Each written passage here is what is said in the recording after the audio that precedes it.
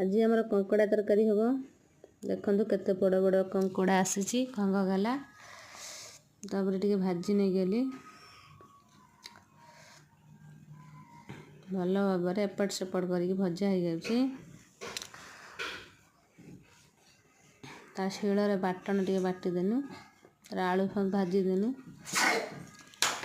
पियाज भाजी नेनु तार मसला सब पकईदेनु टमाटो धनिया पतर पियाज हलदी गुंड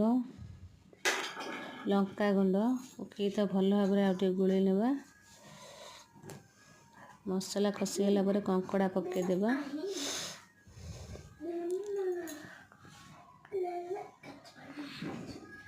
कंकड़ा को भल भाव खसिकी कषा तादे पानी दे आलू पकईदे हो गला आमर कंकड़ा तरकारी किए खाइब आस रही जगन्नाथ।